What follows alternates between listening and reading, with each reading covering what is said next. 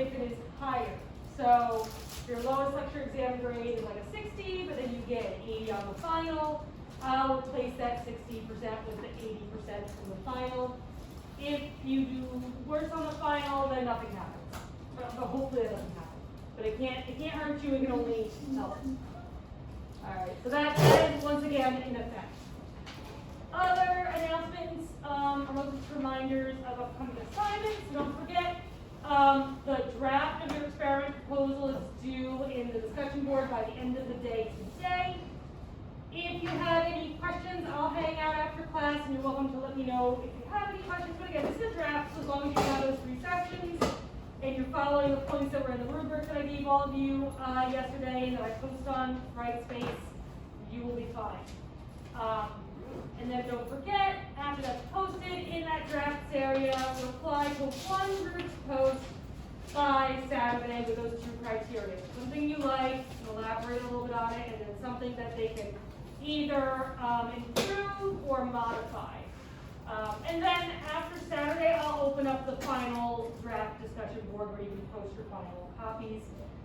You need to make sure your final copy is in there by the end of the day on Monday, so I can review it on Tuesday morning and get everything that I need to the lab staff so they can have it in the room for you when you come to class. That's super important.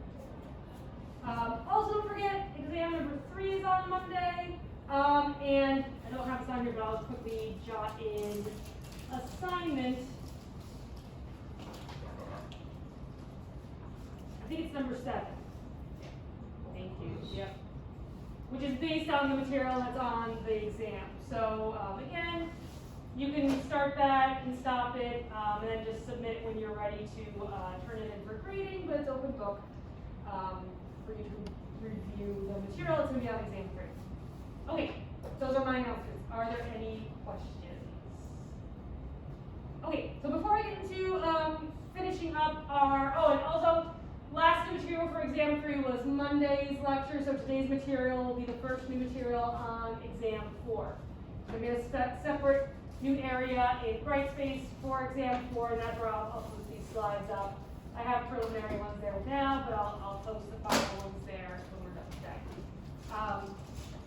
To answer questions from previous classes, I think Alex had a question for me last time about salivary glands and whether they can get blocked when you eat something that's like bitter or sour or really sweet. And I couldn't find anything specific about it.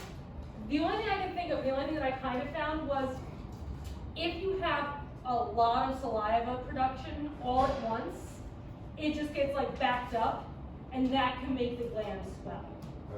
So I think that that's what's happening when you eat something like really, really sweet or really, really sour and your salivary glands like hurt. I think that that's probably what's happening. Okay, cool. Yeah. Thank you. You're welcome. Okay, so last time we ended with the kind of gross anatomy of the large intestine. So now we're going to look at our last bit of anatomy with some of the microscopic anatomy of the large intestine. So when you look at the large intestine, if you look at it under the microscope, or if you were looking at a sample up close, you see the walls are way thinner than the small intestine. And that we don't see the numerous projections or villi that we saw in the small intestine, right?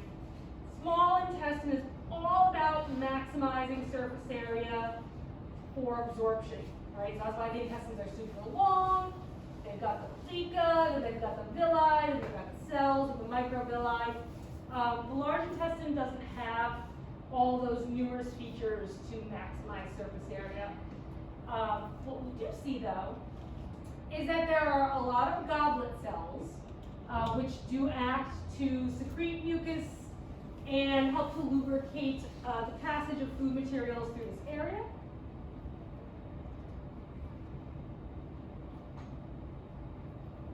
And then we also have these structures that are called intestinal crypts, which are kind of like dips. I don't know why I'm moving with my arms, I'll just draw it on the board. They're kind of like dips in the lining epithelium of the large intestine.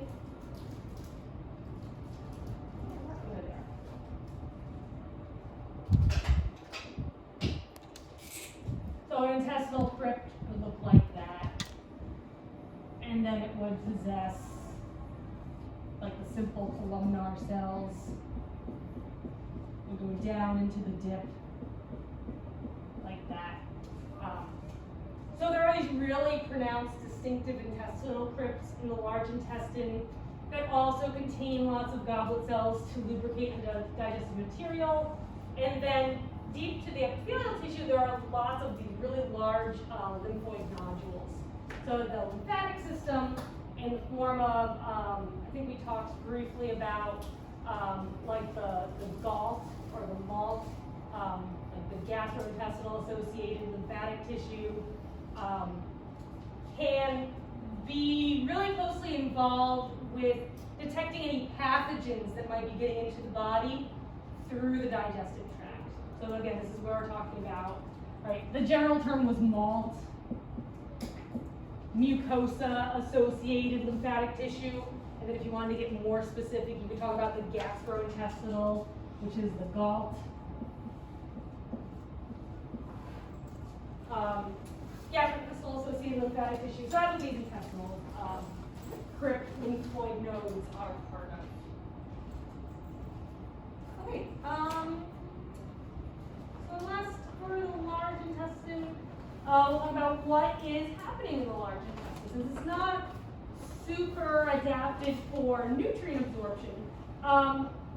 Despite that, we do have some nutrient absorption happening in the large intestine. Primarily, we see water absorption happening here. So any water that's still in the chyme that is passing through this area that wasn't absorbed previously has a chance to be absorbed into the bloodstream as it passes through the large intestine. And unlike all the enzyme activity that we'll talk about a lot more today, but we kind of previewed with the small intestine, right? We have the pancreatic juices emptying into the small intestine full of enzymes.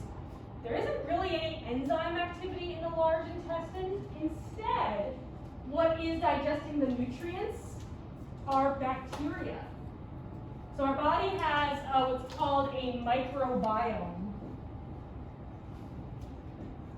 that isn't only found in, the intestines or the large intestine. The microbiome encompasses all of the non-human cells that are dwelling in and on your body. Which sounds kind of creepy to think about, but really it's super cool. It's like your body is like its own little planet of various critters all living in your various body ecosystems. So the bacteria that are part of your microbiome that live in your large intestine, which are predominantly E. coli, so these guys here, they are involved in consuming any of the undigested bits of carbohydrates or proteins or lipids, and they can, as they feed on these materials, they can further do some final breakdown of these nutrients and allow them to be absorbed a little bit into the large intestine. They can also convert vitamins into an absorbable form. So, for example, vitamin K can't be absorbed unless it is acted on and metabolized partially by the bacteria in the large intestine. So that's what's going on there. Which is kind of cool. Any questions about? You said the only microbiome in the intestine, or the major microbiome? The major one, yeah. I'm sure there are other types of bacteria that are dwelling in there. I just don't know off the top of my head, but E. coli is predominant. Yep. All right. Are those carbs, proteins, and lipids that we can't digest, or just we didn't absorb them because we already absorbed? We just didn't absorb them despite having a really long intestine and lots of folds and all that surface area. Just some stuff gets by. So this is the body's last chance to break those down if they didn't get broken down in the small intestine. Yeah. Not that they're not digestible. Other organisms like cows and other ruminants can digest things that we can't digest. So things like cellulose, which is also kind of like a starch sort of molecule. We can't digest it. That is just fiber. It just goes through and it just gets, eliminated out of the body when we're all done. But other organisms can use things like bacteria to break those carbs into a digestible form, which they can then absorb. So we don't do that, but other things could. Okay, so those are all the major organs. So the last thing we'll talk about then is some of the supporting membrane structures of the digestive area. And these structures are found making up the major area of serous membrane in the abdominal cavity that's called the peritoneum. So just like we saw, right, there was like a serous membrane associated with the heart, with the pericardial cavity and sac, and then we have the pleural cavity and sac, which were the serous membrane around the lungs. Now that we're in the abdominal cavity, we have the peritoneum. The peritoneum, because it is serous membrane, has a visceral and parietal surface. So the visceral peritoneum is the membrane on the outside surface for most of our digestive organs. And then the parietal peritoneum is the membrane that lines the walls of the digestive cavity.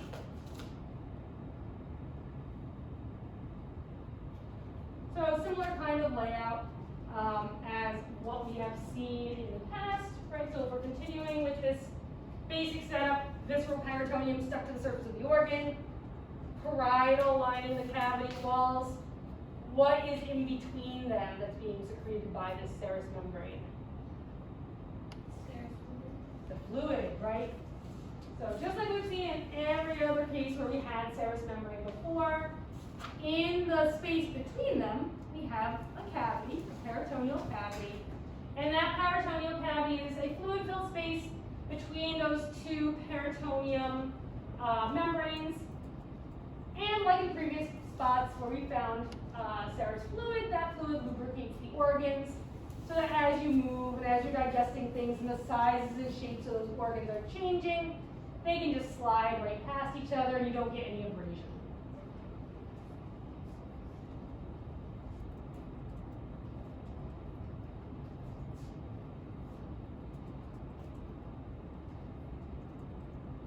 Okay, so then the next thing we'll talk about is kind of a specific type of peritoneum that we have in the digestive tract. And these are sheets of serous membrane that are called mesenteries. And we saw these in the mink, and we saw them on the models as well. Right in the mink, they look kind of like the cellophane kind of material, or the plastic wrap sort of material that was in between the intestines. And those were mesenteries. So what the mesentery is just a double layer of visceral peritoneum.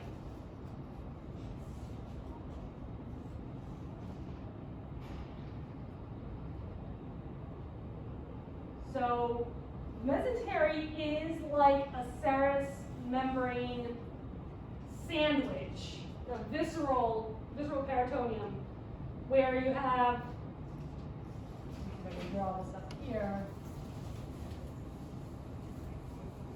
Right, so normally the visceral peritoneum, you would find, I'll draw a little intestine here since that's what's on the board, or on the screen rather.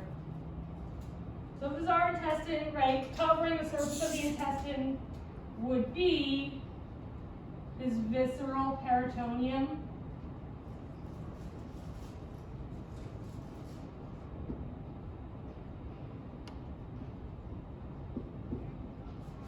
And what happens with the mesentery is that instead of just having one layer of visceral serous membrane sticking to the surface of the organ, we wind up with our layers of, I'm trying to change the view here. We wind up with two layers of this visceral serous membrane stuck to each other. Instead of one sticking to the organ and the other sticking to the cavity walls, like they stick together. And then there's connective tissue in between. So if I took if this is the mesentery here, coming off of the intestine, if I took a chunk of it and cut it in half, it would look like this. So you have visceral on one side, and then visceral again on the other, with this areolar connective tissue in between. That's basically what the mesentery is. And the reason why we have mesenteries, especially like in between our various folds of our intestines, is that the mesenteries help to stabilize the position of our organs in our abdominal cavity so that our intestines don't get all tangled up, which would be a huge problem. And they also hold the blood vessels and nerves that are serving these organs.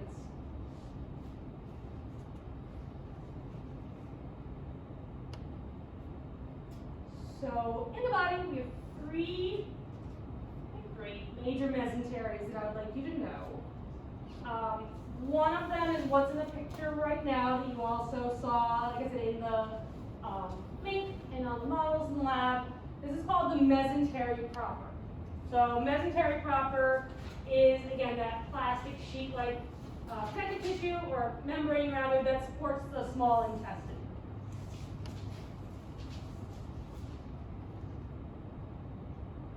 Right, the other two are kind of associated with the stomach. So these are the lesser and greater omentum. So the greater omentum, I don't think we saw on the mink, but you can see it on the models in the lab. The greater omentum is a layer of peritoneum and adipose tissue that kind of hangs off of the greater curvature of the stomach. So it'll be hanging off this part of the stomach.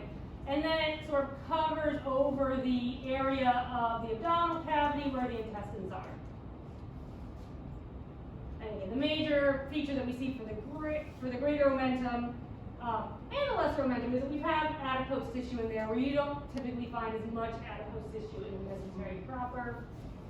So the greater omentum hangs off the greater curvature of the stomach, and then the lesser omentum is between the lesser curvature of the stomach and the more superficial, the more superior organs like the liver. So that would be where the lesser omentum is. There.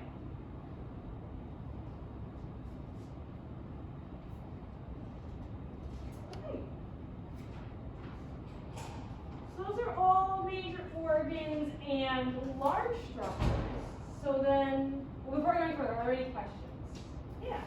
I'm a little confused about the lesser omentum. Yeah. What is it? It's the same structure as the greater, so it's a mesentery, right? So it has the visceral layers of the serous membrane, but it's just coming off of the lesser curvature of the stomach, so that kind of top curve of the stomach is a little bit smaller, and then it extends up to the liver. But it holds adipose tissue, and likely it's helping to stabilize the position of the stomach.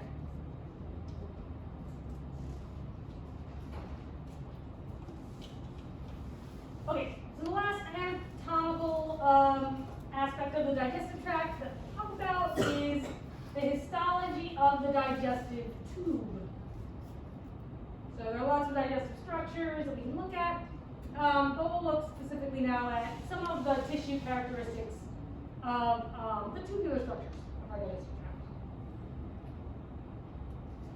All right, so if you were to take the intestine or any other tubular structure, in the digestive tract and cut it open in a transverse or cross section, you would see that the digestive organs are made up of these four major layers. So these are the mucosa that is closest to the lumen, the submucosa, which is a little deeper, or actually no, I should say it's more superficial. So we're working our way superficial. So the deepest layers are the ones closest to the lumen. So if we're going deep to superficial, where superficial is like the outside surface of the organ, deepest would be the mucosa. It lines the lumen on the inside of the organ. Submucosa then is more superficial. Next more superficial layer is the muscularis, or muscularis externa. And then lastly, the outermost layer is the serosa, which is actually technically just the visceral peritoneum. So we'll go through each of these and look at some of the characteristics of each of these layers next. So we'll start out deep and we'll work our way superficial. So we'll start out with the mucosa. But here is just one little chunk now of our intestine kind of zoomed in. So here are one of those villi, those finger-like projections, and then covering the surface of this villus is the mucosa. So the mucosa has an epithelial tissue component, right, that's in contact with the lumen. It's lining a hollow organ, so it's going to be epithelial tissue. There are different types of epithelial tissue that we can have forming the mucosa.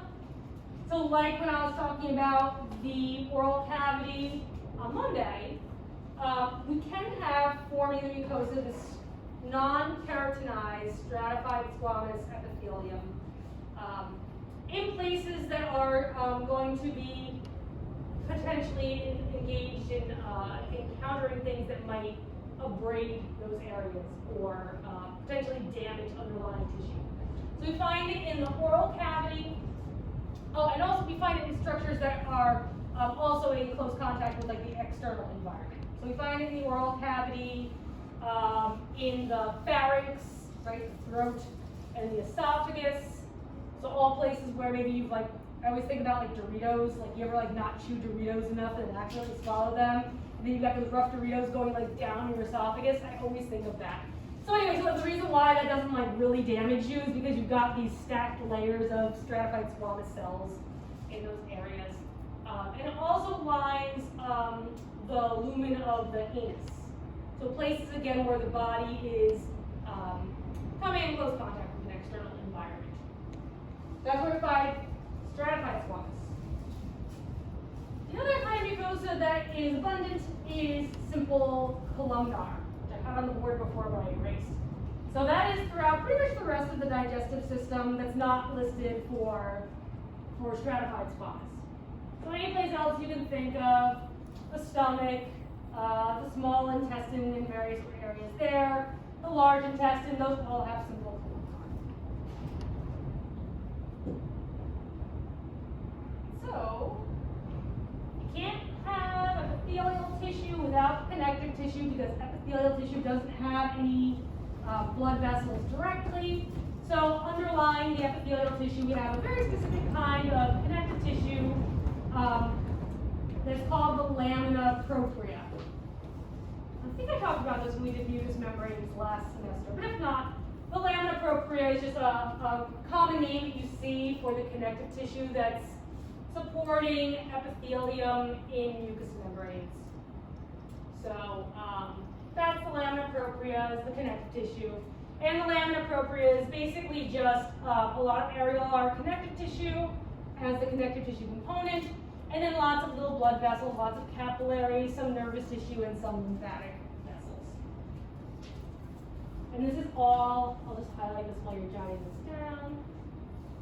This is all just directly supporting the epithelium. So this kind of like pale yellow layer that you see here. I've tried to use a different color marker. That's the lamina propria, just right here.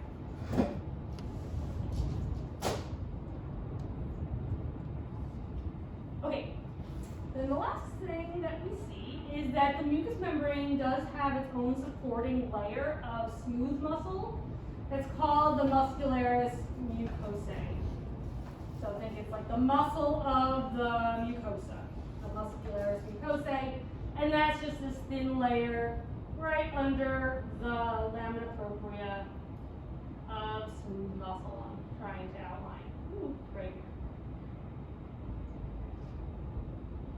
Right. So those are the structures of the mucosa. So any questions on those? So again, in a sense, those are going from deep to superficial. Yes, yep, so the lumen would be here. Yep, so if we're going this way, Yep, we're going deep to, yeah, to more superficial as we go down this list. Yep.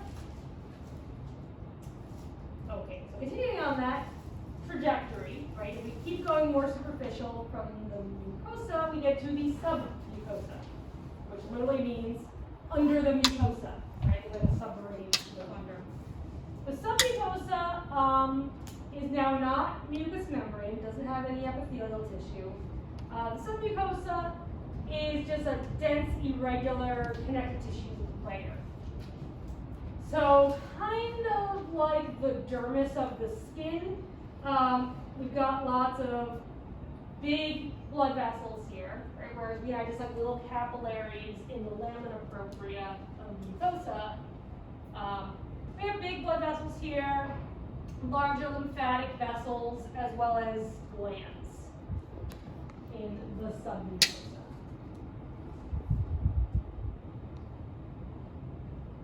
And that, okay, let me just show you what that is. And that is this kind of like purplish pink, I don't even know what this is. This layer here. And it does go into the villi too. So like right at the core of the villi, that is submucosa. So it's deep to that muscularis, I'm sorry, it's superficial. Superficial to that muscularis layer of the mucosa. Is that a villi or the Oh, I see what you mean. Yeah, it probably is a plica. You're right. Yeah, this is probably one of, you're absolutely right. Yep. This is a plica. This is one of the circular folds. These, are I labeled on the last one then? Hold on, let me check this. Yeah, nope, I do have that labeled right. Yeah, these are the villi here. You're absolutely right. Yep. So the villi have supporting them in the center the lamina propria. Good point. And then the plica, which are those big circular folds that the villi are on. These are the villi. That has a core of submucosa. Yep, that's right. Okay, that's all for submucosa. So then going more superficial still, we get to the muscularis externa. Not to be confused with the muscularis mucosae that was supporting the mucous membrane layer of the mucosa. This is now a really big layer of smooth muscle that is superficial to the submucosa, so it's a little further out towards the edge of the organ. And this layer of smooth muscle typically has both a circular and longitudinal layer of muscle cells. So what this means is that one layer of muscle cells that's circular is going around the intestine like a ring. So we'll be going, let me use a different color other than ring. Easier for you to see. So this would be like the circular layer, right? Like wrapping around. And then, we'll be continuing all along the structure of whatever hollow organ we're talking about. So that would be like the circular layer, right? It's like a bunch of rings wrapping around the organ. And then there is a longitudinal layer that is running in the same direction as the organ is. So not around it, but like over and across it, like that. So anyway, that's just to kind of illustrate a little better. That's the difference between the circular and longitudinal muscle layers. And these are going to be the muscles that are primarily engaging in the processes of transporting substances in one direction through the digestive tract, which we call what? Peristalsis, right? So we want our little blob of chyme to keep moving away from the stomach and into the other areas of the small intestine, right? We use peristalsis, those rhythmic waves of contraction that move our digestive material through the digestive tract, or they can be involved in like little churning actions, and churning the food and mixing it up so that it all comes in contact with the mucosa. Would be what kind of contraction? Segmentation. Yep. So just think like in segmentation, the muscle contractions are happening in different segments all at the same time. So segmentation is kind of chopping and mixing. Peristalsis is moving. Are both muscle layers above and both of those? I think that for segmentation, I think that it is more the circular layer, because you're just wanting to kind of like chomp down on the food. If you're trying to propel the food forward, I think you get more of the longitudinal contractions, because you want to make sure that you're squeezing behind the blob of food. In addition to the circular. So I think peristalsis is both, and I think that segmentation is just the circular. That's everything for the muscularis externa. So the last layer is the serosa. And again, the serosa is the visceral layer of the serous membrane. So I had on the board before, we were talking about when we were going over the peritoneum and the mesenteries. We find the serosa as the most superficial layer of our digestive organs pretty much everywhere except for a few select organs. We don't find any serosa around the pharynx, so like throat, the esophagus, or the rectum. Instead, these layers have a different type of superficial layer material that's called the adventitia. And whereas the serosa is serous membrane, right? So that basically like serosa kind of sounds like serous, so that can help you remember. The adventitia is actually made up of a dense collagen network. So basically a dense connective tissue that anchors these organs in place.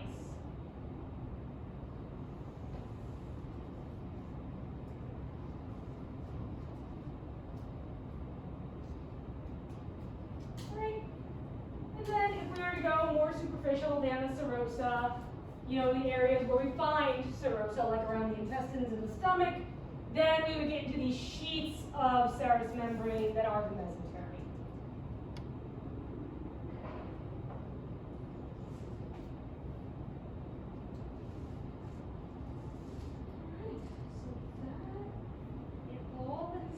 I wanted to talk about. Are there any questions?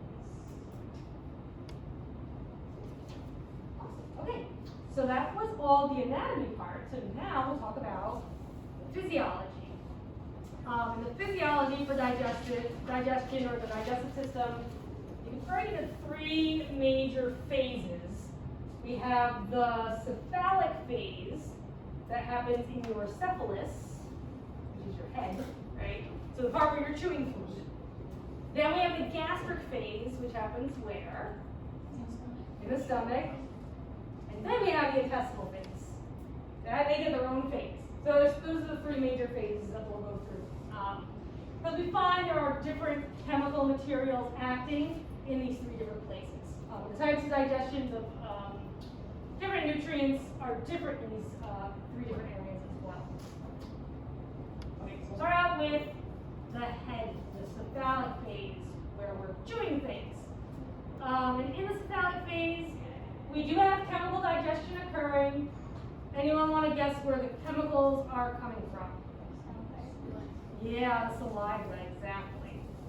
So the saliva that we're secreting out of our salivary glands is mostly made up of water. And the water in the saliva is important for softening and lubricating food. And this I encountered firsthand. I had a stomach bug and I was like really dehydrated and my mouth was really dry and I was trying to eat a saltine cracker. Was not going well. Yeah, exactly. It was just like a mouthful of sawdust. And I was actually like sipping water and then chewing some more so I could soften the food enough to swallow it. It was not a good time. So normally your saliva has enough water in it to soften and lubricate your food so you can swallow it. It also has enzymes. So one of the ones that we get right from the saliva is salivary amylase. which we're all good friends with, right? What's our amylase digesting? Starches, yep. What'd you say? Amylose, yep, which is a kind of starch. Should they just all starches? I think the amylase is specific to amylose. I'm trying to think of what the other starches would be broken down by. I mean, we do get other, there's more than one type of amylase. We have salivary and pancreatic, and then we get brush border enzymes. So it's possible that the amylases are only acting on the amylose, and then I think is it pectin? I think pectin is the other type of starch. That might be. Amylopectin. It does also digest pectin? Well, no, there's also amylopectin. Oh, there's amylopectin. Yeah. But that's the molecule, right? So it's the starch. Yeah, no. So no, I know what you mean though. So a starch molecule has different arrangements of the glucose monomers. I think some of them are amylose and some of them are pectin. Same molecule. It's just saying it digests starch, so I'm gonna assume both. I would say we do have they're called brush border enzymes in the intestines, and it's possible that amylase can't digest all the aspects of the starch that those could. But yeah, those are just different configurations of the starch. So yeah, I don't know. But the amylase definitely breaks down the amylose portion. Materials can dissolve in the saliva and then bind to our taste buds, and that allows us to detect the sense of taste with the presence of those tastings. Okay, so that's what the saliva is doing from our salivary glands. I think I mentioned to at least one group yesterday, we also have another enzyme. It's not coming from the salivary glands, it's coming from the tongue. And this is called lingual lipase. So the tongue secretes an enzyme that breaks down, in this case, fats, right? So think of lipids, this is a lipase, that breaks down lipids. Major lipids that we are consuming are triglycerides, so the fats that you find like solid fats and oils, and a lingual lipase starts digestion of fats as well. So in our cephalic phase, let me get rid of my microbiome. It's great. Right, in the cephalic phase, we are starting digestion of carbs. We'll just say, to be less specific and more general, and lipids. So no protein digestion when you're chewing things. But then we're also chewing things. So in addition to the saliva and the lingual lipase chemically digesting the materials that we eat, we also have mechanical digestion in the form of mastication or chewing. So when you're chewing and grinding things up with your premolars and your molars, that is mechanically breaking down the food into smaller pieces, which is increasing the food's surface area. So these lovely enzymes can act on the food particles, and you can get more of that material to be encountering the water or the saliva as well. Okay, last things that we have are there are actually some antimicrobial agents in the saliva. And these include lysozyme and immunoglobulins, right? As we talked about before, they're basically antibodies. And these chemical materials can act to destroy or disable certain bacteria or viruses that are maybe on the food that you are chewing. Great. That's all for the cephalic phase. You said that they destroy and disable bacteria and viruses. Certain ones, yep.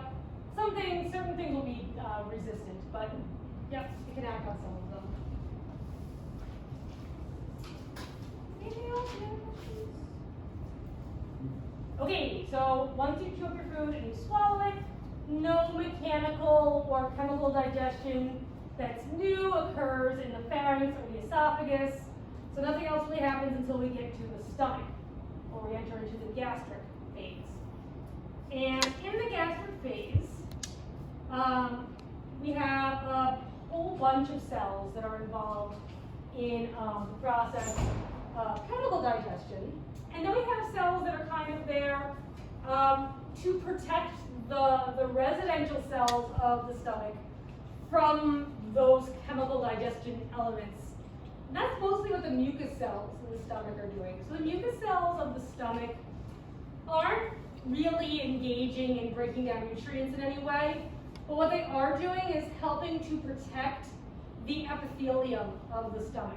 So I'm going to get rid of our intestine here. I can draw these nice little cells. Nope, I'm going to have that on my handout. No, I don't. Okay. So if this is the lumen of the stomach here, right, and then here are my little columnar cells that are in contact with the lumen. Right, we know that the stomach is famous for having lots of acid, right? Gastric acid. We talked about it last time a little bit. Maybe it's not that famous for them, right? But everything is something like, oh, it's like a little acid chamber. So the stomach has a lot of acid in it. And because it's like hydrochloric acid, which is a really strong acid, the pH in the lumen is really low. It's like around 2, depending on what you eat. So that's a really low pH. It's super, super acidic. It would break down and digest your stomach lining, which would be really bad. So what happens is that the mucus cells in the lining of the stomach, they secrete mucus and a solution of bicarbonate, which you've heard of before. The mucus produces a physical barrier over the surface of these cells, like a little slimy mucus layer, that helps to physically protect the cells that are lining the stomach. The bicarbonate, what does bicarbonate do? Think about a lab we did last semester. It buffers pH, exactly. Does anyone remember around what pH it buffers to? Like 8-ish, 7-ish. What does it say on my slide? Yeah, so at the cell surface, because of the presence of the bicarbonate, which in an ideal situation would be buffering to around 8, it actually produces an area right over top of where the cells are that has a pH of around 7. So a little more acidic than bicarb could potentially do, because there's so much acid around it. But way higher and way less inhospitable to these cells. Right? The cells are pretty much okay at a pH of 7, whereas a pH of 2 would be really damaging. Right? So these, this is what's protecting these cells in this area.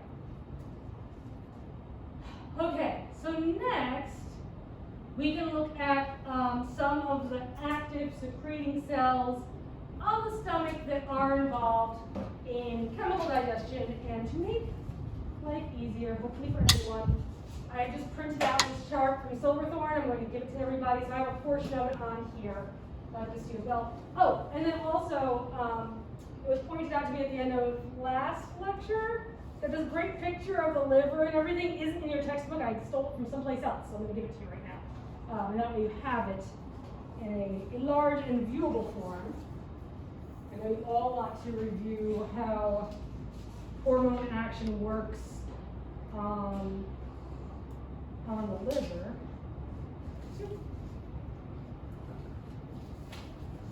What?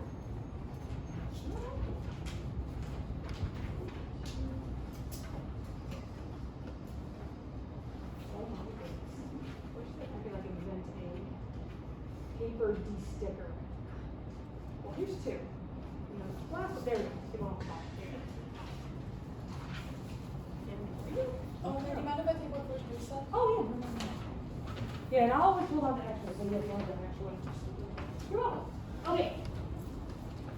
So we'll start out with the G cells. And the G cells are involved in secreting a material called gastrin. And gastrin acts on the next cell we'll talk about in a second, in the lining of the stomach to secrete gastric acid.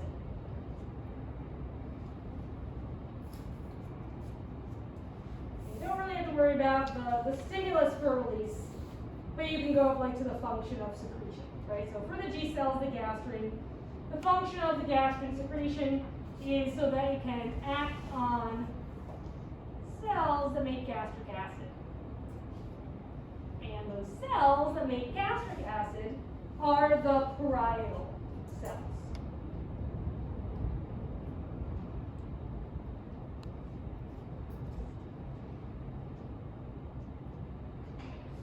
Gastric acid that comes from the parietal cells is going to be the same thing as hydrochloric acid. So when we say gastric acid,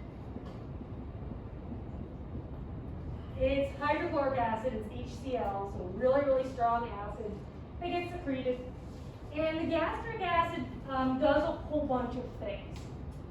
So one thing it does is just like our stomach mucosa cells don't want to be at a pH of 2, many microbes also don't want to be at a pH of 2, and it can kill a lot of microbes that get into your digestive tract. So if you eat something that has certain microbes on it, they cannot live in a really acidic environment, and they just get fried in that stomach acid.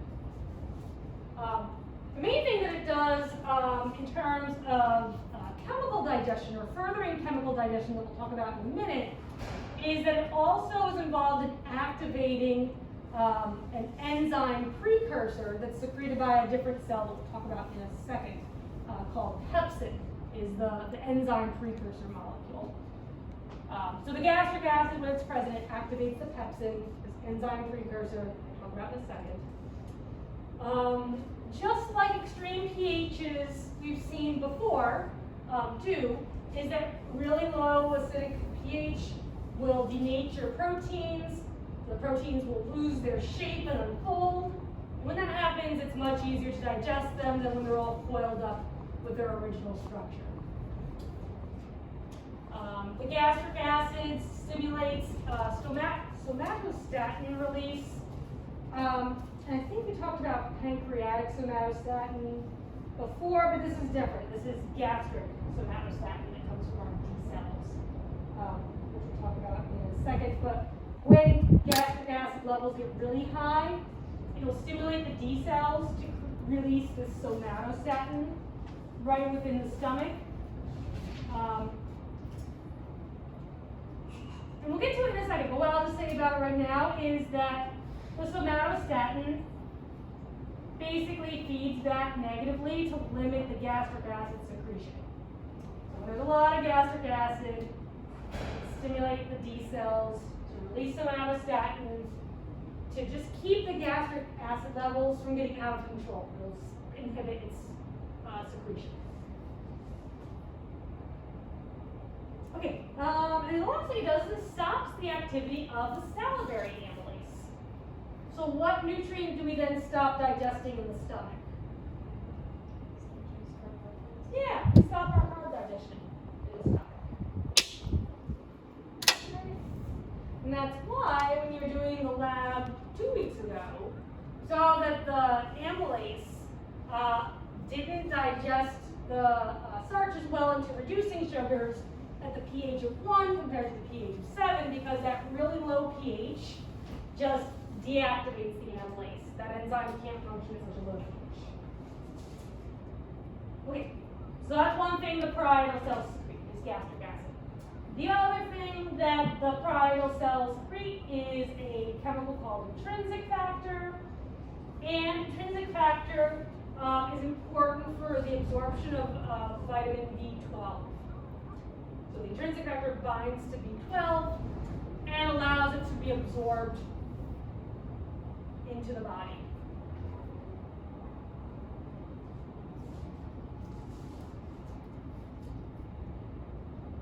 Okay, so for keeping score, we've talked about the G cells, the D cells, and the parietal cells. So any questions about any of those ones before we get into the last of these? Oh, we talked about the mucus cells too. Right? Mucus cells, which are secreting mucus and buccal. surface cells and the neck cells? They should be the same. Oh, the mucous neck cells. I think that they are just, like, what differentiates them. It looks like they have a slight morphological difference, like the shape of them is different. It's just that, so just like I drew before, the, where are these? The intestines have crypts. There are these gastric pits too. So when you have a gastric pit, the top of the pit is the neck, and then these are these mucosa cells that are in the top of the pit.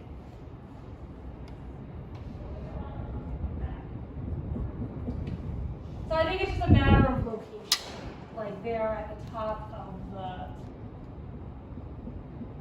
the pit, whereas the regular mucosa cells are just along the surface of like the rugae of the stomach.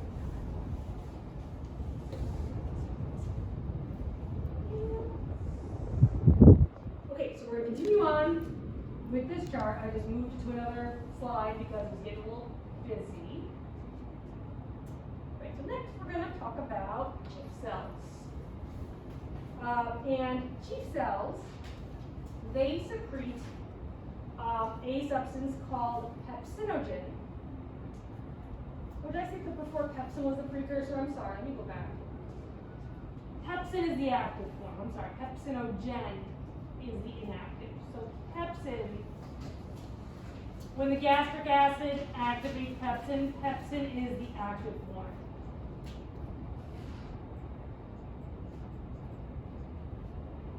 Inactive molecule that pepsin comes from is what the chief cells secrete. So, sorry, I'm just going back just to correct that. Pepsin is the active form of the inactive precursor molecule that is secreted by the chief cells, which is the pepsinogen. So, pepsinogen comes from the chief cells. When the pepsinogen mixes with the stomach acid, I don't know if you can see it from far away, but anyway, on the picture here from silver you can see pepsinogen mixes with hydrochloric acid, and it activates to form pepsin. And what pepsin does is that it digests proteins into smaller peptide fragments. So it takes a long polypeptide chain and it breaks it into smaller peptide fragments that can be further digested in the future. Right. Chief cells also secrete gastric lipase, which is digesting what? Lipids, right? Just like our salivary lipase was digesting lipids. And I think those are our nutrient digesting substances.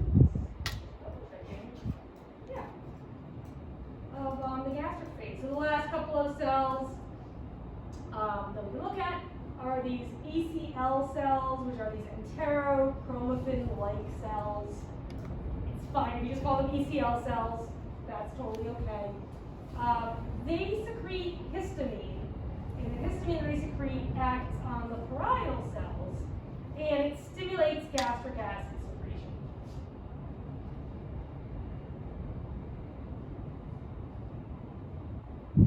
So, much like the gastrin released by the G cells, that also stimulated gastric acid secretion, these cells have the same kind of role.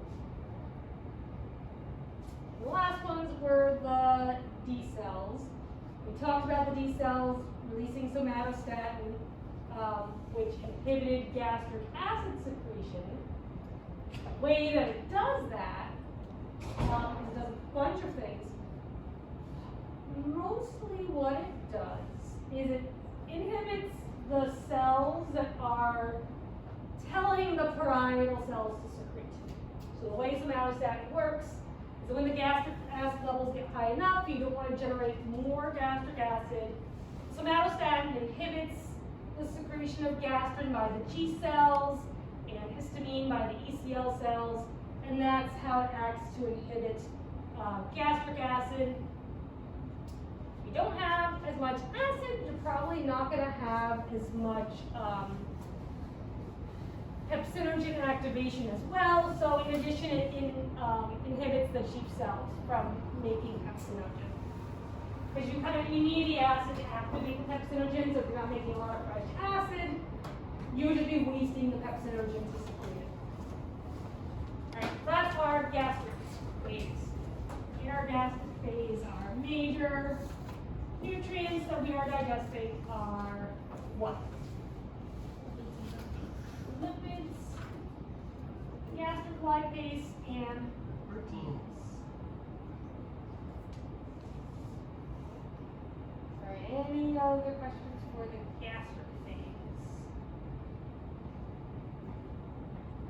Okay, so last but not least, the grand finale is the intestinal phase of digestion.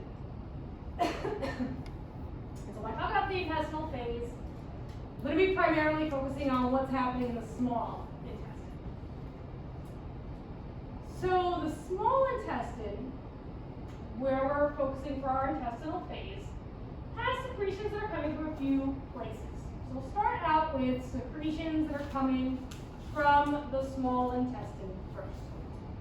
And again, I'll just point out that just like we have crypts in the stomach, right, these little, or pits, gastric pits, and then we have crypts, or these pits in the large intestine, we have them in the small intestine too. So if you follow one of these villi down, some of them kind of keep going and they have like a little basement level, and that's the crypt. Okay. So secretion of the small intestine include goblet cells that are secreting mucus. The mucus is helping to, again, lubricate these areas so that food, as it's being pushed through, can easily pass through by peristalsis. It also helps to facilitate the churning or segmentation of food. So again, think if it was really dry and not very slippery in there, it'd be really hard to move things around. So that's what the mucus is doing in the intestinal phase. We also have crypt cells of the small intestine that are secreting an isotonic saline solution of sodium chloride. And this is just helping, similar to the really watery solutions of the saliva, to help soften and dissolve substances that are going into the small intestine. So we got a slippery environment where things could easily be dissolved.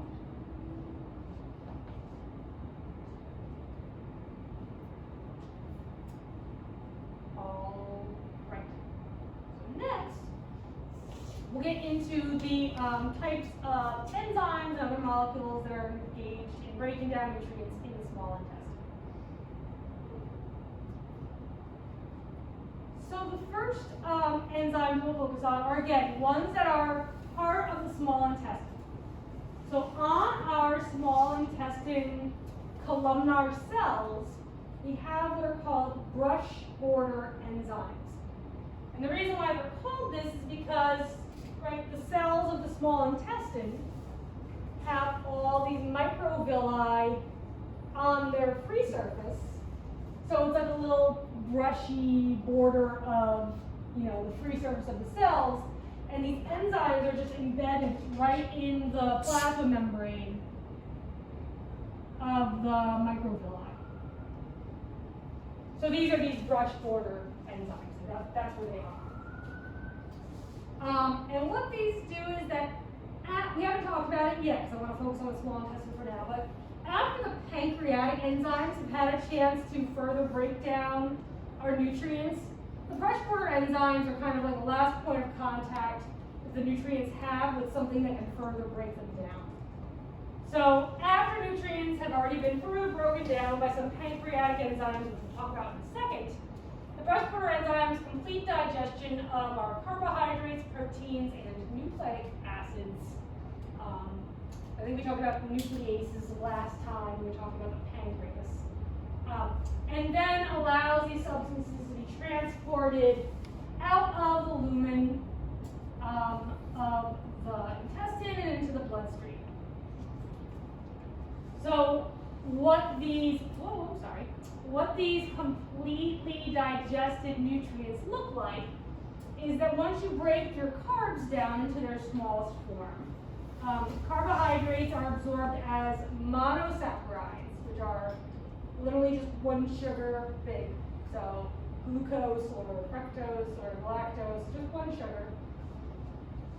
The proteins can be either amino acids, which are the smallest segments of a protein, or they can be absorbed in some cases, you can see here, by endocytosis. That's too far for me to walk, I'll just draw an arrow at it. Or you can also absorb proteins by endocytosis as peptide fragments. For some proteins, you don't have to break them down into their smallest building blocks, you can just get a little short chain and then bring that into a vessel. And then the nucleic acids are digested into nitrogenous bases and monosaccharides, and those are brought into the cells as well.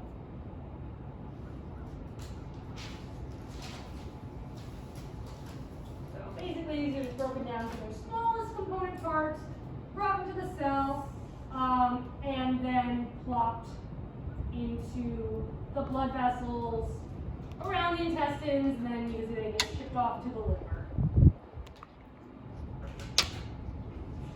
Yeah, our friend, the hepatic organ. But before this happens, these nutrients have to encounter additional enzymes that are in the intestine that are coming from the pancreas. So these are the only enzyme materials that are native to the small intestine. Everything else has to be plopped in through a duct, right, that hepatopancreatic duct from the pancreas or the gallbladder. So, pancreas we talked about last time a little bit, so some of this will be reviewed. We'll go a little bit more detail with our enzymes. One thing we're getting from our pancreas is bicarbonate. You've seen many times, what's our bicarbonate doing? Buffering, because the stuff coming out of the stomach is what pH? Two-ish, right? It's really, really, really low. So when your digestive blob of food comes out of the stomach and it gets into the small intestine, right? We just saw the salivary amylase gets fried at a pH of 2. Got amylases in the intestine, so yeah, pH of 2 there. So the pancreas secretes bicarbonate right into the duodenum, the very first part of the small intestine, and that helps to raise the pH with time. We also get pancreatic amylase, which is digesting carbs. We get pancreatic lipase, which is digesting lipids. And then we get a slew of pancreatic proteases. Because protein seems to be a hard thing to digest, right? We already had to denature the protein in the stomach acid. Then we had pepsin chemically digest the protein in the stomach and break it into little peptide fragments. Now we've got these pancreatic proteases that are continuing protein digestion in the small intestine. And similar to the pepsinogen that is inactive when it's first secreted and then converted into pepsin when it hits the gastric acid. The pancreatic proteases are also secreted in inactive forms. So our initial molecules that get secreted are trypsinogen, chymotrypsinogen, and procarboxypeptidase. I know, right? And these are for the most part, either inactive or not directly involved in protein digestion as they are initially secreted. So the way that we get these activated and going so they can start to digest the proteins for us is that they react with a specific brush border protease, right? So this is just like a protein digesting enzyme on the surface of the small intestine cells. And this brush border protease also has its own great name. It's called enteropeptidase. So the enteropeptidase, I'll just abbreviate it E. Let's just pretend the ones I've drawn already, right? We'll pretend those are enteropeptidase. They react with the trypsinogen. And we turn trypsinogen into an active form. Here it is for a second. So I'll put TG for trypsinogen. It reacts with the enteropeptidase to be activated into trypsin, which is now ready to go. And what the trypsin does is it activates the other two pancreatic proteases. It turns chymotrypsinogen into chymotrypsin. So once it's activated, a little star activated. There it goes, yeah. So it reacts with the chymotrypsinogen, I'll click CG,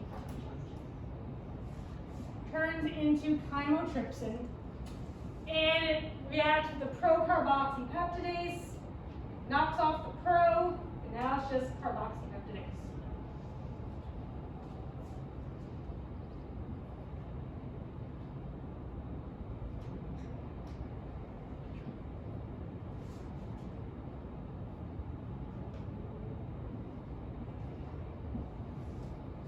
Right, so procarboxypeptidase just turns into carboxypeptidase.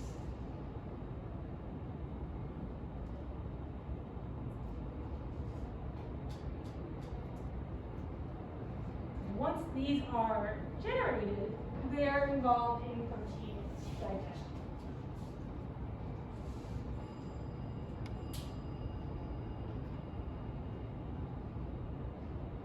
Right, and the last thing we get is pancreatic nuclease. I think I talked about last time. And this is to begin the digestion of nucleic acids. I'm just going to get rid of my stomach lining here. I'll leave the little intestinal cell up.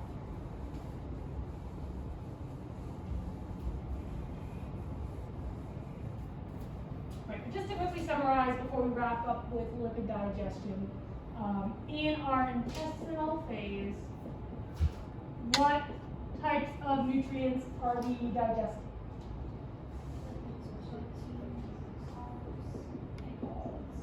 Everybody, yep, the lipids, the carbs, proteins, the nucleic acids. Exactly. And so most of these we already saw, right? They react with these pancreatic enzymes, then they react with the brush border enzymes, and most everybody then just kind of gets carried on through the intestinal cell and then flops into the bloodstream, except for one thing I didn't talk about already. What did I talk about? Oh, the lipids. The lipids are a little hard to digest, like proteins. The reason why I think proteins are hard to digest is because they are just very big and very complicated. They have lots of van der Waals forces and hydrogen bonds forming their various structures. So that makes them, that's what I think, my hypothesis for why they are so hard to digest into amino acids.